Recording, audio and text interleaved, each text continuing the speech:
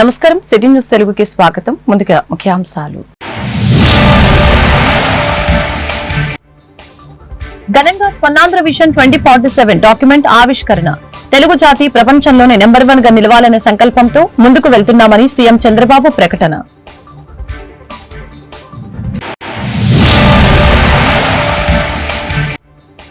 రాష్ట్ర భవిష్యత్తు కోసమే విజన్ డాక్యుమెంట్. రాష్ట్రాన్ని చిన్నభిన్నం చేసే పరిస్థితులు ఇక ఉండవు. డిప్యూటీ సీఎం పవన్ కళ్యాణ్, ఆర్థిక మంత్రి పయ్యావుల కేశవ్ వ్యాఖ్యలు.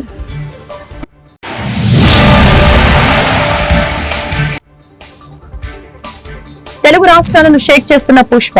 అల్లు అర్జున్ అరెస్టు చేసిన హైదరాబాద్ పోలీసులు. ఐకాన్ స్టార్ కి అండగా సినీ వర్గాలు.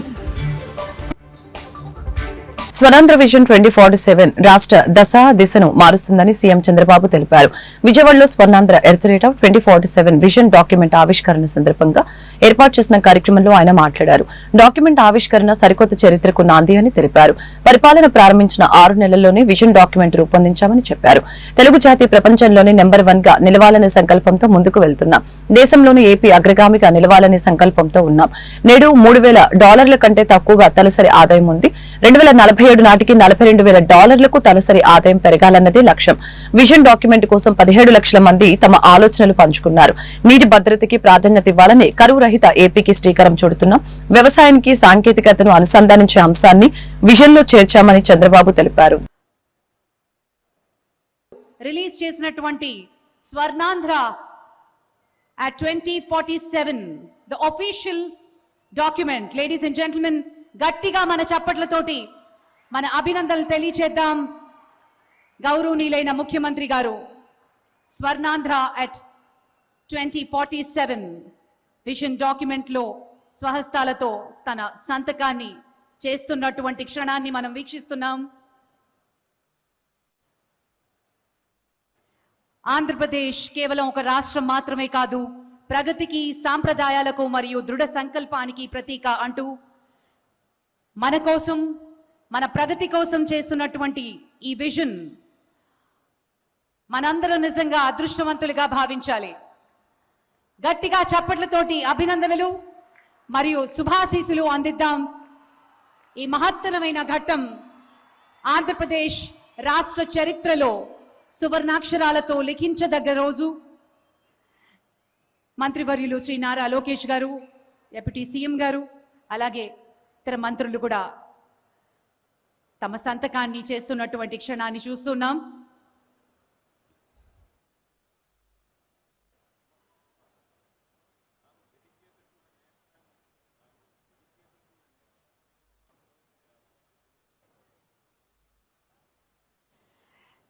స్వర్ణాంధ్ర 2047 ని ఇట్స్ డెడికేటెడ్ టు ద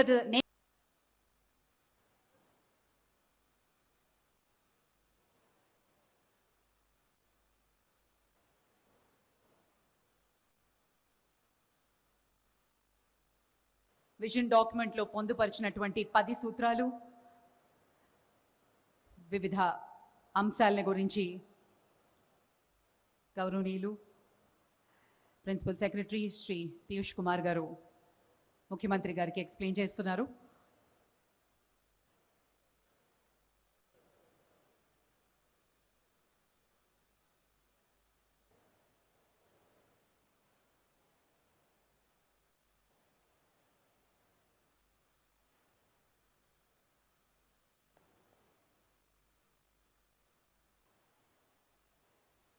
ఈ రోజు చాలా మంది ఇక్కడ ఉన్నారు. ఈ రోజు ఒక నిర్దిష్టమైన ఆలోచనలతో వచ్చాం. ఈ రోజు మన రాష్ట్రంలో మీరు చూస్తే తలసరి ఆదాయం $3,000 కంటే తక్కువ. ఈ రోజు మేము పెట్టుకుంది 2047కి $42,000 తలసరి ఆదాయాన్ని సంపాదించాలని ఒక లక్ష్యంగా పెట్టుకున్నాం. ఇక్కడుండే మీరందరూ అనుకుంటారు ఇది సాధ్యమా అని. కానీ ఇప్పుడే పవన్ కళ్యాణ్ గారు ఒక మాట చెప్పారు. హైదరాబాద్ లో మీరు చూస్తే 2 నగరాలు, ఒకటి హైదరాబాద్, ఒకటి సికింద్రాబాద్. ఆ రోజు ఆలోచించాం, ఏదైతే వెస్టర్న్ సైడ్ వెళితే అక్కడంతా రాళ్లు గుట్టలు ఉండేటివి. ఆ గుట్టల్లో నేను చూశాను, ఇది భవిష్యత్తు నగరంగా తయారవుతుందని రూపకల్పన చేసి 25 సంవత్సరాల్లో ప్రపంచంలో నెంబర్ 1 రాష్ట్రంగా తయారు చేశామంటే అది ఆనాటి విజన్ ప్రభావం అని చెప్పి కూడా నేను మీకు తెలియజేస్తున్నా. ఎప్పుడూ పవన్ కళ్యాణ్ గారు అంటా ఉంటారు, సార్ నీటి భద్రత, వాటర్ సెక్యూరిటీ. నేను ఎన్నో సార్లు చూశాను, కొంతమంది ఎగతాళి చేశారు ఒకప్పుడు. నేను ఇంకుడు గుంతలు పెట్టి అంటే ఇంకుడు గుంతల వల్ల లాభం అనే ఎగతాళి చేసిన వాళ్ళు కూడా ఉన్నారు. కానీ ఈ రోజు మీరు చూస్తే చాలా గర్వంగా చెప్తున్నా, ఆనందంగా చెప్తున్నా, తెలుగుదేశం పార్టీ చేసిన కృషి వల్ల రాష్ట్రంలో నీళ్లు సమృద్ధిగా ఉండే పరిస్థితి వచ్చింది. ఈ సంవత్సరం భగవంతుడు కరుణించాడు, అన్ని రిజర్వాయర్లో నీళ్లు కూడా వచ్చాయి. ఈ రోజు మీరు చూస్తే దగ్గర 750 టీఎంసీ నీళ్లు రాష్ట్రంలో అన్ని రిజర్వాయర్లో ఉన్నాయంటే అది తెలుగుదేశం పార్టీ ఆలోచించే విధానం అని చెప్పి కూడా నేను మీకు తెలియజేస్తున్నా. అన్ని రిజర్వాయర్లో నీళ్లు పెట్టాం. రాబోయే రోజుల్లో ఒకటి ఆలోచిస్తున్నాం, ఆంధ్రప్రదేశ్ రాష్ట్రానికి కొన్ని వనరులున్నాయి. గోదావరి, కృష్ణ, పెన్న, వంశధార నదులు ఉన్నాయి. కానీ కొన్ని నదులు ఐశ్వర్య ఆరోగ్య ఆనంద్ ఆంధ్రప్రదేశ్ సాకారమే లక్ష్యంగా Swarnandhra earth rate of 2047 document ని సీఎం చంద్రబాబు ఆవిష్కరించారు. విజయవాడలోని ఇందిరాగాంధీ మున్సిపల్ స్టేడియంలో నిర్వహించిన కార్యక్రమంలో సీఎంతో పాటు డిప్యూటీ సీఎం పవన్ కళ్యాణ్, మంత్రులు పాల్గొన్నారు. 10 సూత్రాలు ఒక విజన్ పేరిట డాక్యుమెంట్ ని సీఎం చంద్రబాబు ఆవిష్కరించారు. జాతికి, రాష్ట్ర ప్రజలకి ఇది అంకితమని రాసి సంతకం చేశారు. అనంతరం పవన్ కళ్యాణ్, మంత్రి లోకేష్ తో పాటు పలువురు ఎమ్మెల్యేలు, అధికారులు సంతకాలు చేశారు. డాక్యుమెంట్ ఆవిష్కరణ కార్యక్రమంలో పవన్ కళ్యాణ్ ఆసక్తికర వ్యాఖ్యలు చేశారు. కుల, మత, ప్రాంతాల పరంగా కొట్టుకునే రోజులు ఇక పోయాయని చెప్పారు. రాష్ట్రాన్ని చిన్నాభిన్నం చేసే పరిస్థితులు ఇక ఉండవని తెలిపారు.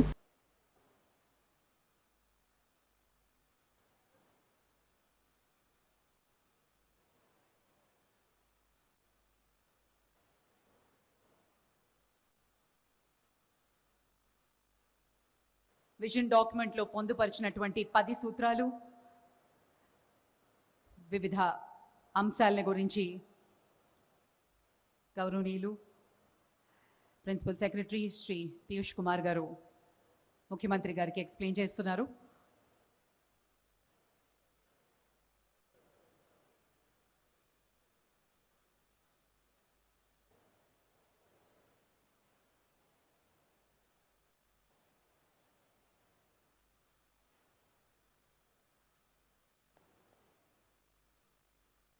రెండున్నర దశాబ్దాలు ఉండాలని నేను కోరుకుంటా ఉన్నా.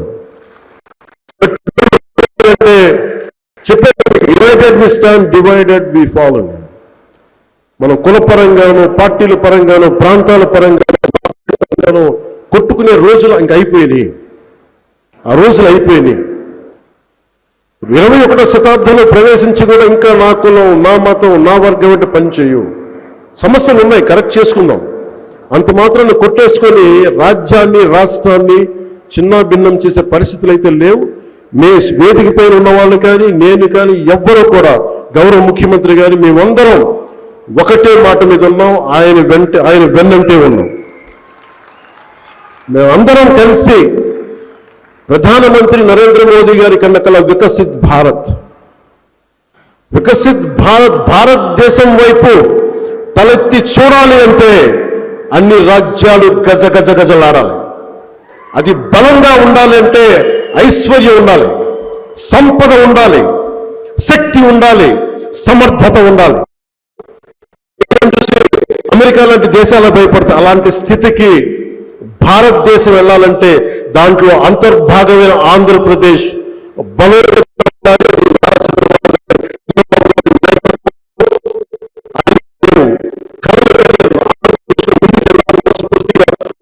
కలగంటూ ఆశిస్తూ అద్భుతంగా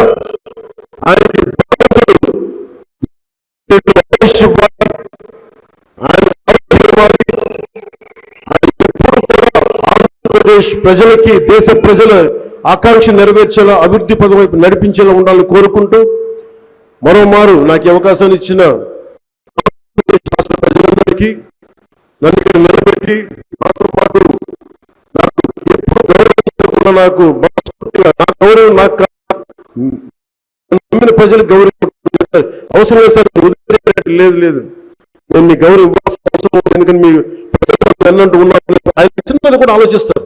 స్వర్ణాంధ్ర విజన్ 2047 డాక్యుమెంట్ రూపకల్పన వెనుక సీఎం చంద్రబాబు అవిశ్రాంత కృషి ఉందని ఏపీ ఆర్థిక శాఖ మంత్రి పయ్యావుల కేశవ్ తెలిపారు. ప్రతి ఒక్కరి భవిష్యత్తు బాగుండాలనే లక్ష్యంతో ఈ డాక్యుమెంట్ ని రూపొందించినట్లు తెలియజేశారు. దేశంలో విజన్ డాక్యుమెంట్ కి సీఎం చంద్రబాబు శ్రీకారం చుట్టారని, విజన్ 2020 ఫలాలు నేడు కళ్ల ముందు కనిపిస్తున్నాయని చెప్పారు. పరిపాలన అంటే పారిశ్రామికవేత్తలను తరిమివేసి ప్రజావేదికలు కూల్చడం కాదని ప్రతి ఒక్కరూ తెలుసుకోవాలని హితో పలికారు. విశ్వనగరంగా మారిన హైదరాబాద్ నాడు విజన్ 2020 ఆలోచన నుంచి పుట్టిందేనని పయ్యావుల కేశవ్ గుర్తు చేశారు. అదేవిధంగా రాష్ట్రాన్ని అభివృద్ధి పదంలో నడిపేందుకు సీఎం అహర్నిశలు కృషి చేస్తున్నారని చెప్పారు. ఏపీని మళ్లీ నెంబర్ 1 గా నిలబెట్టేందుకు ప్రయత్నాలు సాగుతున్నాయని తెలిపారు. ఈ రోజు ఆయన ఆవిష్కరించినటువంటి డాక్యుమెంట్ ఏదైతే ఉందో అది కేవలం ఏదో కన్సల్టెంట్లు తయారు చేసినటువంటి పుస్తకాలు కాదు. దీని వెనకాల చంద్రబాబు నాయుడు గారి గంటలు గంటలు, వారాలు వారాలు, రోజులు రోజులు, రాత్రి సెక్రటరేట్ లోనే భోంచేసి 11 గంటలు 12 గంటల దాకా శాఖల వారీగా, వర్గాల వారీగా, గ్రామాల వారీగా, మండల వారీగా ఏ రకమైనటువంటి ప్రణాళికల్ని ప్రజల కోసం కావాలి అని ఆయన ఆలోచనల్ని గ్రంథస్థం చేయడమే ఈరోజు విజన్ డాక్యుమెంట్ 2047 అనేటువంటి చెప్తా ఉన్నా. విజన్ డాక్యుమెంట్లకి ఈ దేశంలో మూల పురుషుడు ఎవరు అనంటే మన ముఖ్యమంత్రి శ్రీ నారా చంద్రబాబు నాయుడు గారు. ఆ రోజున 1994లో ముఖ్యమంత్రి అవగానే విజన్ 2020 డాక్యుమెంట్ తయారు చేస్తే సమాజంలో ఉన్నటువంటి ఆనాటి ప్రతిపక్షంలో ఉన్నటువంటి నాయకులు ఎంతటి అపహాస్యం చేశారు, ఎన్ని నవ్వులు నవ్వారు. ఆయన ఐటీ విప్లవాన్ని అందుకోవడానికి ఇంటర్నెట్ కావాలి అనంటే ఇంటర్నెట్ కాదు పంప్ సెట్ కావాలి అన్నారు. ఇవాళ పంప్ సెట్ ని ఇంటర్నెట్ తో నడిపేటువంటి దిశకి ఈరోజు రాష్ట్రాన్ని తయారు చేసినటువంటి వ్యక్తి మన నాయకుడు చంద్రబాబు నాయుడు గారు అనేటువంటి చెప్తా ఉన్నా. పంప్ సెట్లని కూడా ఈరోజు ఈ విజన్ డాక్యుమెంట్ అంటే ఏ కంప్యూటరో కాదు, కాడి పట్టిన రైతన్నకేం కావాలి అనేటువంటిది, పొలంలో పనిచేసేటువంటి కూలీకేం కావాలి, వారి పిల్లలకేం కావాలి, వారి భవిష్యత్తులో వారు ఎంత ఎదగాలి అనే ఆలోచన చేసేదే ఈరోజు విజన్ 2047 డాక్యుమెంట్ అనేటువంటిది ఈ సందర్భంగా చెప్తా ఉన్నా.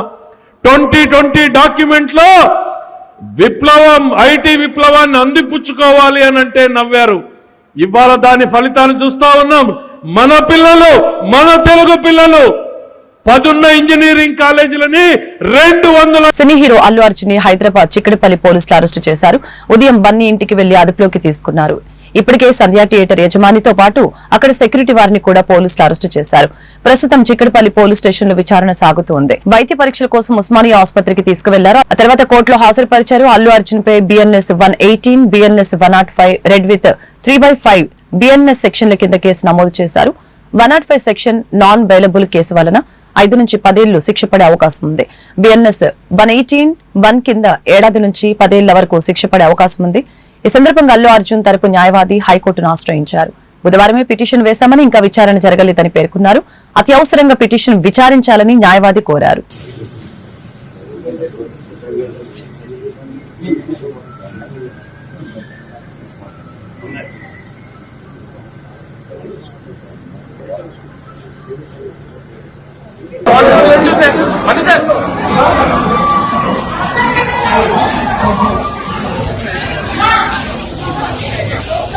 Sir, what you are going to say?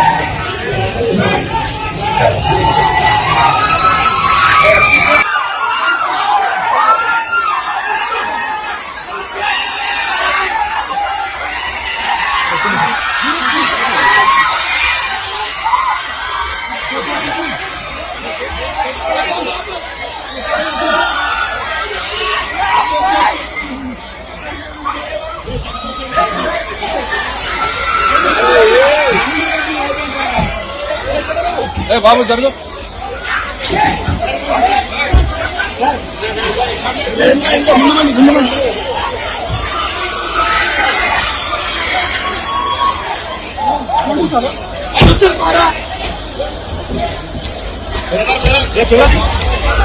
Please please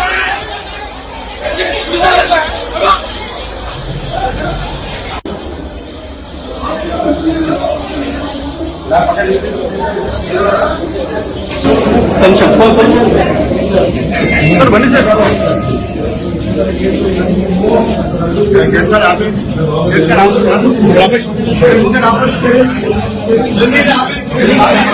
ఆమె యొక్క కుమారుని కనుక తన ప్రజలు వారి పాపముల నుంచి ఆయన రక్షించును కనుక ఆయనకు యేసు అని పేరు పెట్టుదు. ఇదిగో కన్యక గర్భవతియే, కుమారుని కనుక ఆయనకు ఇమాన్యుల్ అని పేరు పెట్టుదురు. ఇమాన్యుల్ గా భాషాంతరమును దేవుడు మనకు తోడని అర్థమని కెరాల్స్ యూత్ సభ్యులు తెలియజేశారు. గృహాలను సందర్శించి వాక్య పఠనం చేసి ప్రత్యేక ప్రార్థన నిర్వహించారు. కార్యక్రమంలో గ్రామస్తులు క్యారల్స్ యూత్ సభ్యులకి అల్పాహారాన్ని ఏర్పాటు చేసి ఒకరికొకరు శుభాకాంక్షలు తెలియజేసుకున్నారు.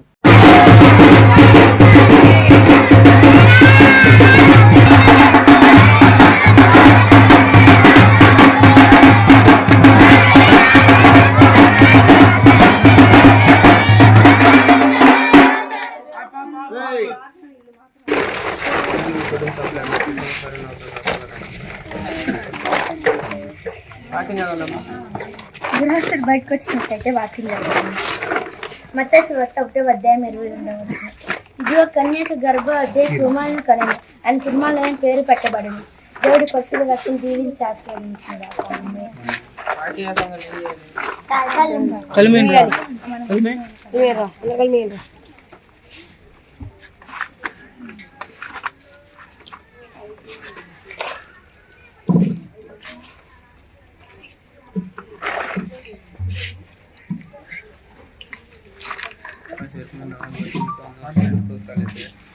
जन्मदिन अडकल जరుగుతుంది. కూచిపూడి సతీష్ గారికి, కూచిపూడి ప్రేమ్ కుమార్ గారికి, కూచిపూడి అనీష్ గారికి, కూచిపూడి ఆనంద్ గారికి, కూచిపూడి జోసఫ్ గారిని చేసుకుంటారు. వాళ్ళ కుటుంబం చుట్టూ కాపుదలు ఉంటున్నాయి. వాళ్ళ పిల్లల చదువులు తోడు నడిపించినాయి. వాళ్ళ కుటుంబం ఎదురు దర్శనం ఇక్కడ వర్షం ఆహారాన్ని పండుగ జీవించి ఆశించమని కొద్దిపాత్రలు మీ బంగారు పాత్ర చేసుకోమని చెప్పండి రా.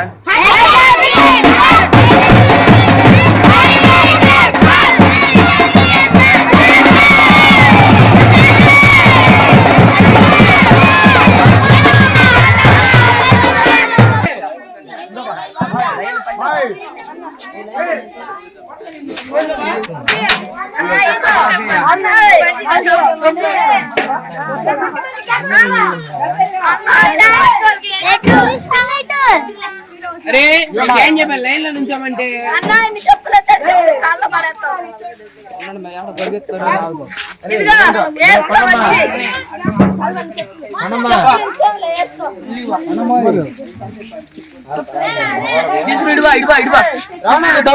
పత్తా కట్టు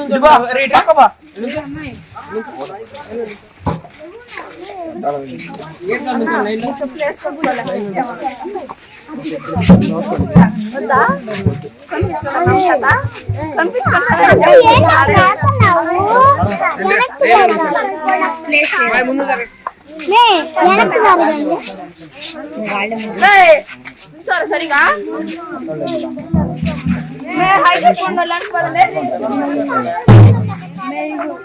ఒకసారి లైన్ లో నుంచి కాకుంటుంది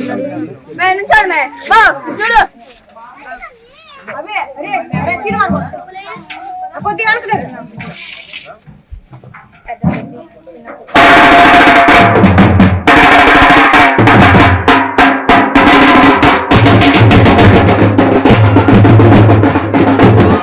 బాపట్ల జిల్లా వేమూరు నియోజకవర్గం అమృతలూరు మండల పరిధిలోని అమృతలూరు, ఇంటూరు, మూల్పూరు ప్రాథమిక ఆరోగ్య కేంద్రాల పరిధిలో గ్రామాల్లో ఆయాసం ఉన్న రోగుల సౌకర్యార్థం వైద్యాధికారులు అభ్యర్థన మేరకు మాజీ ఎంపీపీ మైనేని రత్నప్రసాద్ ఆర్థిక సహాయంతో ఆయన తల్లిదండ్రులు మైనేని శివరామయ్య, హైమావతిల జ్ఞాపకార్థం నెబ్లైజర్లు శుక్రవారం అందజేయడం జరిగింది. ఈ కార్యక్రమంలో వైద్యాధికారులు శృతి, మౌనిక, ఆకురాతి శ్రీనివాసరావు, ప్రవాస భారతీయులు మల్లిపెద్ది వెంకట మురళి, మల్లిపెద్ది సర్విజి, కొత్తపల్లి వెంకటేశ్వరరావు తదితరులు పాల్గొన్నారు.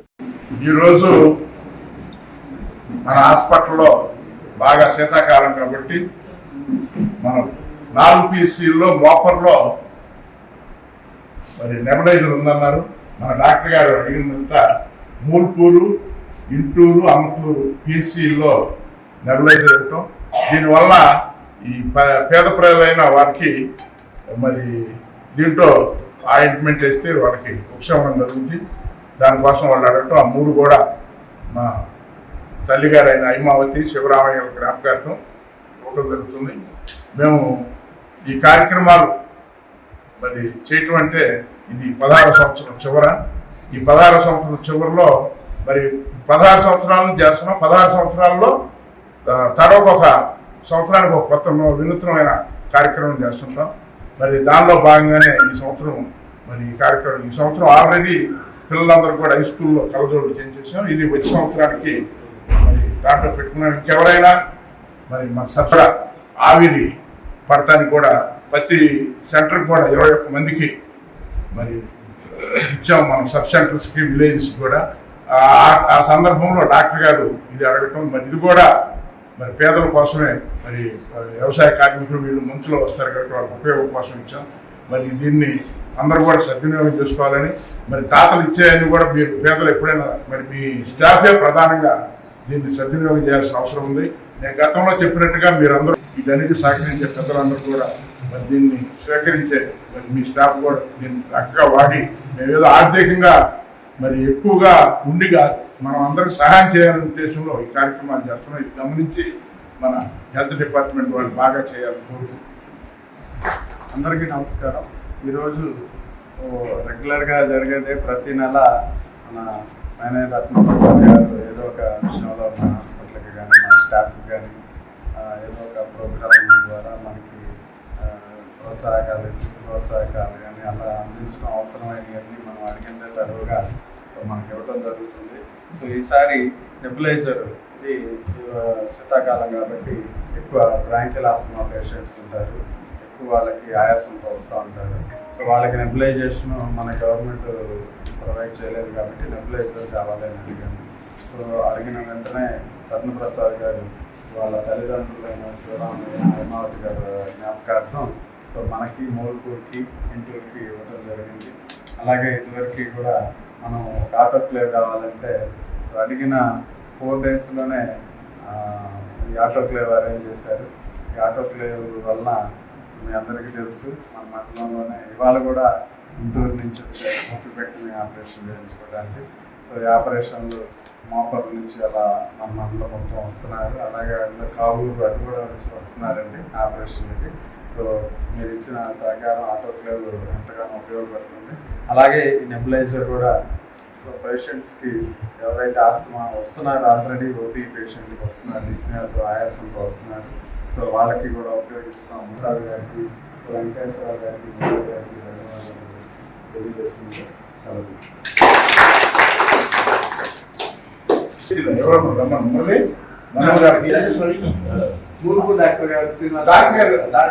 బాపట్ల జిల్లా పరుచూరు బొమ్మల సెంటర్లో జర్నలిస్టులపై దాడులు చేసిన వారిపై చర్యలు తీసుకోవాలని డిమాండ్ చేస్తూ ఏపీయూడబ్ల్యూజే ఆధ్వర్యంలో పరుచూరు జర్నలిస్టులు టీవీ9 రిపోర్టర్ రంజిత్ పై దాడి చేసిన సినీ నటుడు మంచు మోహన్ బాబుని వెంటనే అరెస్టు చేయాలంటూ నినాదాలు చేశారు.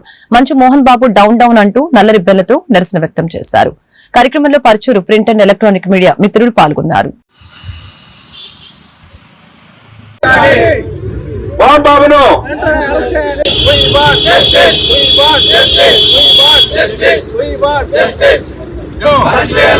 మోహన్ బాబును జర్నలిస్ట్ ఐక్యత మోహన్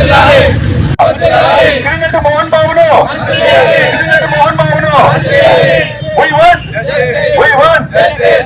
మోహన్ బాబు మీడియాపై దాడి జర్నలిస్టుల ఐక్యత మోహన్ బాబుపై చర్యలు తీసుకోవాలి. మోహన్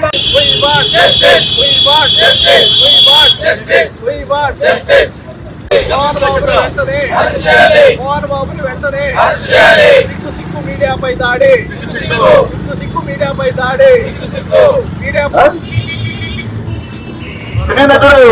మోహన్ బాబును వెంటనే మీడియాపై దాడిని మోహన్ బాబు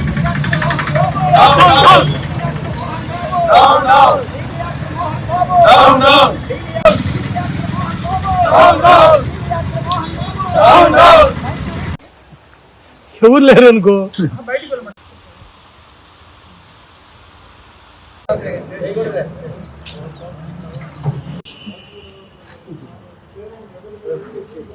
టీవీ9 రిపోర్టర్ రంజిత్ పై జరిగిన పాల్పడిన మోహన్ బాబు గారిని వెంటనే అరెస్ట్ చేయాలని చెప్పేసి మేము డిమాండ్ చేస్తున్నాం. ఇది మీడియాపై దాడి చేయడం సిగ్గుచేటుగా చెప్తా ఉన్నాం. మన విలేకరులందరూ కూడా ఐక్యంగా దీన్ని ఖండిస్తూ ఉన్నాం. ఈ విధంగా విలేకరుల మీద దాడి నిర్వహించడం, దాడి చేయడం అనేది హేయమైన చర్యగా మేము భావిస్తా ఉన్నాం. దీన్ని హైదరాబాద్ లో జరిగినటువంటి జల్పల్లో సంఘటనలో మోహన్ బాబు స్థానిక TV9 రిపోర్టర్ మీద ఎంత హేయంగా భౌతికంగా దాడి చేశాడు. ఈ దాడి త్రుటిలో అతను యొక్క ప్రాణాపాయం నుంచి తప్పుకున్నాడు. అతను ప్రస్తుతం యశోదా సూపర్ స్పెషాలిటీ హాస్పిటల్లో ప్లాస్టిక్ సర్జరీ చేసుకొని కనీసం 3 నెలలు బెడ్ మీద ఉండేటువంటి పరిస్థితి ఉంది. ఈ 3 నెలలు వాళ్ళ యొక్క కుటుంబం యొక్క స్థితిగతులని ఎవరు చూసుకోవాలి, ఎవరు పట్టించుకోవాలనేటువంటి ఇది కూడా వారి తరఫున వాళ్ళకి మా తరఫున మా యొక్క జర్నలిస్టు సంఘాల తరఫున కూడా మేము తీవ్రంగా వారికి అనుమతి ప్రకటిస్తా ఉన్నాం. అట్లానే ఈ జర్నలిస్టులకు ప్రత్యేక రక్షణ ఒక చట్టం తీసుకురావాలి. వీరికి ఇప్పుడు మమ్మల్ని అడ్డం పెట్టుకొని వాళ్ళు సెలబ్రిటీలుగా, విఐపీలుగా, రాజకీయ నాయకులుగా ఎదుగుతూ తిరిగి మా మీదే భౌతిక దాడులు చేయటం అనేటువంటిది చాలా సిగ్గుసేటు. దీన్ని ఖచ్చితంగా అందరూ దేశంలో ఉన్నట్టు యావత్ జర్నలిస్టు సంఘాలన్నీ కూడా దీన్ని తీవ్రంగా ఖండిస్తా ఉన్నాయి. ఇలాంటి వైఎస్ఆర్ కాంగ్రెస్ పార్టీ అధినేత వైఎస్ జగన్ ఆదేశాల మేరకు అన్నదాత కండగా వైఎస్ఆర్ కాంగ్రెస్ పార్టీ అనే కార్యక్రమాన్ని పల్నాడు జిల్లా కలెక్టర్ వారి కార్యాలయం వద్ద నిర్వహించారు. చంద్రబాబు సర్కార్ మోసాలపై శుక్రవారం కలెక్టర్ కార్యాలయం వద్ద జిల్లా నాయకులతో కార్యకర్తలతో కలిసి నిర్వహించిన నిరసన కార్యక్రమంలో పాల్గొని మీడియాతో మాట్లాడిన మాజీ శాసనసభ్యులు బొల్లా బ్రహ్మనాయుడు కూటమి ప్రభుత్వంపై పలు విమర్శలు చేశారు.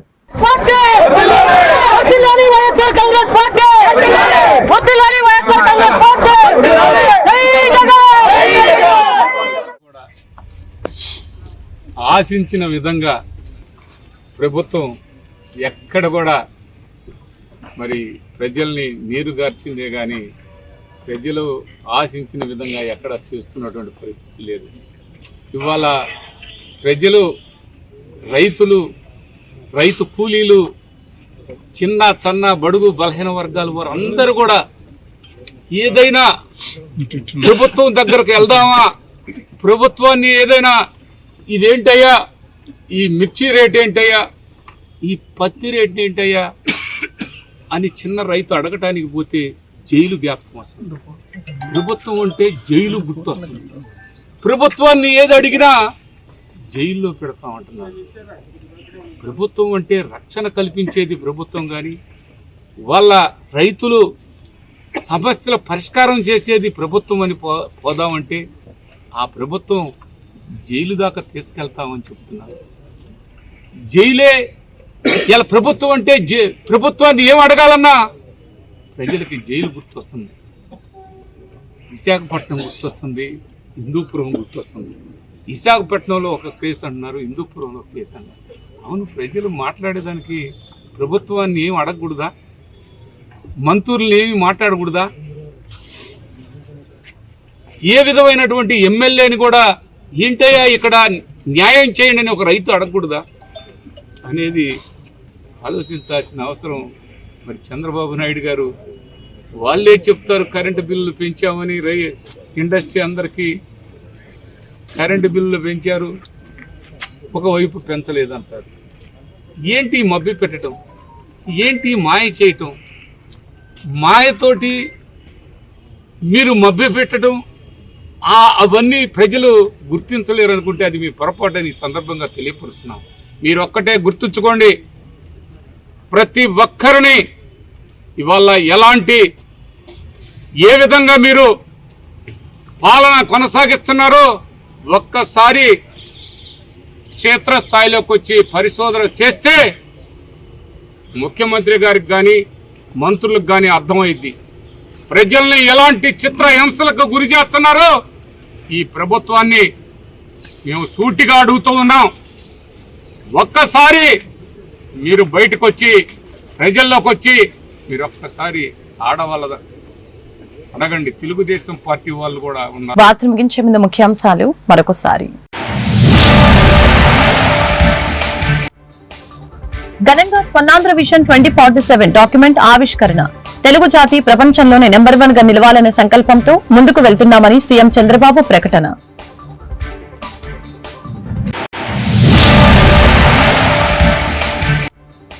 రాష్ట్ర భవిష్యత్తు కోసమే విజన్ డాక్యుమెంట్. రాష్ట్రాన్ని చిన్నభిన్నం చేసే పరిస్థితులు ఇక ఉండవు. డిప్యూటీ సీఎం పవన్ కళ్యాణ్, ఆర్థిక మంత్రి పయ్యావుల కేశవ్ వ్యాఖ్యలు.